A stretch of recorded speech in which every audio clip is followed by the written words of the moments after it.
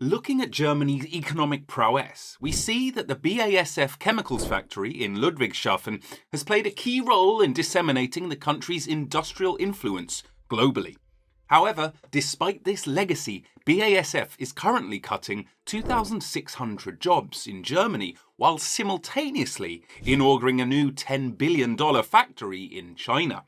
And although Germany has traditionally held the title of Europe's economic powerhouse, it is presently facing the challenging position of being the worst performing leading economy worldwide, with declining economic growth, diminished factory productivity, and fading optimism about its future success to boot.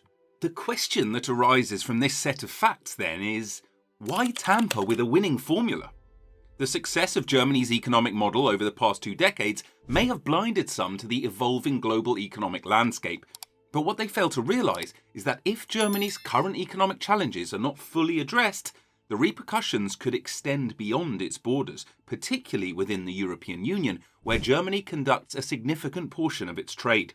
This would hold dire consequences for the global economy and the potential descent of Europe's largest economy, to be specific. Now, when we look at the exact underpinnings of Germany's economic success, we see a strategy centered around producing technologically advanced products in high demand globally. But this strategy wasn't birthed in a day. It actually came from the economic struggles Germany faced in the 90s due to its pursued integration of a successful capitalist economy with a low-income socialist planned economy. The associated financial strain on Germany's budget and job market at the time was significant.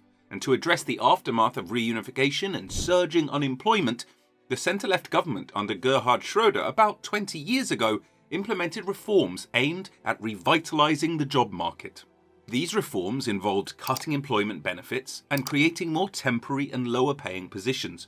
The resulting increase in labour force participation in lower-wage jobs that came about led to reduced labour costs, enabling German companies to offer goods at more competitive prices.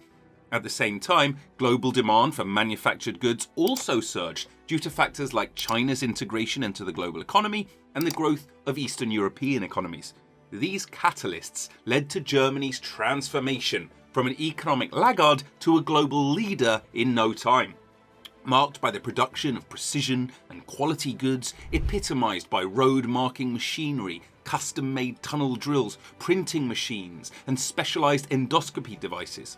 Germany's success extended to the nation becoming the world's third largest exporter, driven significantly by the booming market in China. In essence, Germany's recipe for success was found in producing high-demand, technologically advanced products and leveraging emerging global markets. However, the current economic challenges and shifting global dynamics have raised a different story about the sustainability of Germany's economic model. You see, with the current global economic challenges, particularly due to the war in Ukraine and ongoing pandemic repercussions, Germany's economic outlook has taken a hit in recent times, hits even leading to the World Bank warning of a coming looming global recession, downgrading expectations for the year. We now know that Germany's economic success has long relied on the global demand for its products, but this demand is now dwindling, especially in crucial markets like China. This decline in German exports to China, exemplified by a recent significant profit loss for BASF, a major German chemical company, reflects the broader trend showing that any disturbance in China now immediately ripples through various German industries, affecting both consumer goods and capital goods. Also, unlike many other economies that might be solely impacted in terms of exports or consumer goods, Germany actually faces a triple impact: reduced exports of consumer goods, diminished exports of capital goods, and a decline in capital goods to countries that export consumer goods to China. But even beyond dwindling global demand, Germany also faces another challenge: the European energy crisis.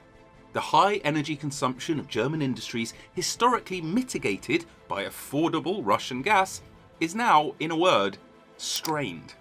The Russian invasion of Ukraine ended the era of cheap energy for Germany, leading to a significant increase in energy costs for industries like BASF, and the repercussions have, of course, included the shutdown of energy-intensive production lines and job losses.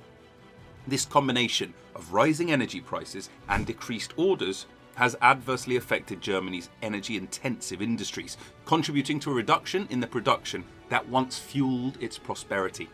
Consequently, Germany, known for its efficiency, is now experiencing a slowdown. The reduction in working hours and productivity indicates a shift towards de-industrialization, which is a trend not easy to reverse.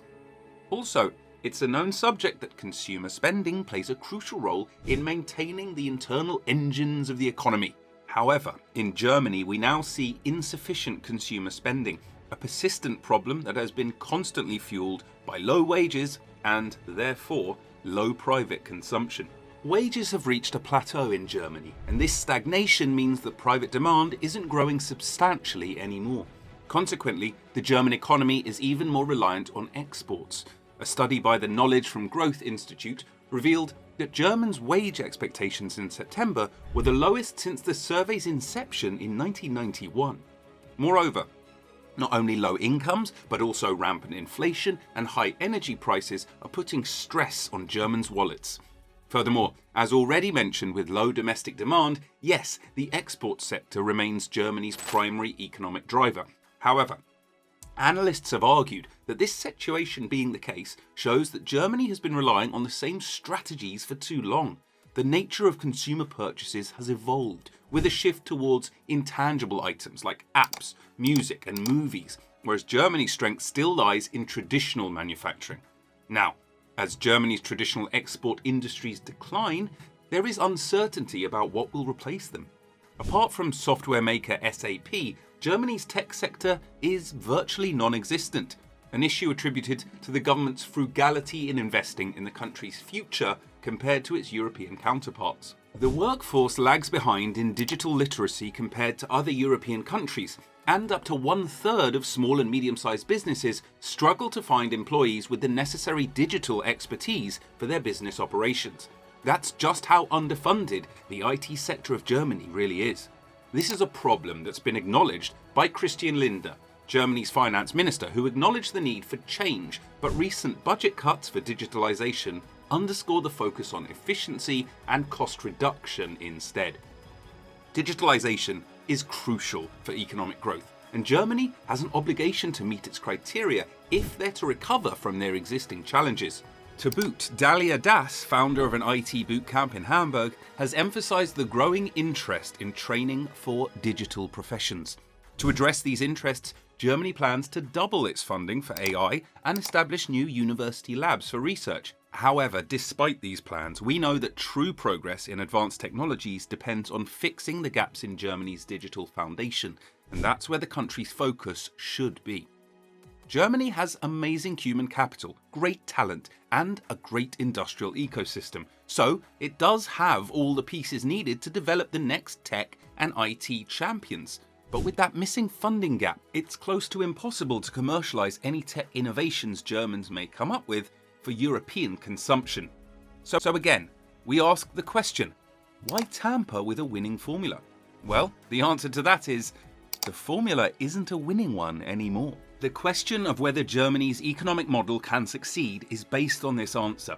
Experts have painted a picture of a country for us, a country whose prosperity is threatened not only by short-term problems, but also by structural issues. However, at the same time, these experts say that even though certain changes need to be made, Germany's success as an export power and trader shouldn't be buried completely. For instance, in trade, the German government at the moment is doing the right thing. They're trying to facilitate new trade agreements with Latin America and with other countries. This initiative is expected to create some sort of an interesting problem where, on the one hand, the slump in Germany will be more accentuated because of its industrial structure and its position in the International Division of Labour, but on the other hand, when the world economy picks up again, Germany will be amongst the first to benefit and its economic recovery will begin. For all these theories, though, one thing is certain. The cushy years are coming to an end, and what Germany does with that realization will determine the strength of its economy in the years to come. Alright then, that's all for today's video. If you enjoyed it, please leave a like and subscribe to the channel. Also, share this video and press that post notification bell so you don't miss out on our future videos. We analyze the latest trending economic news, so watch out, and until next time, take care.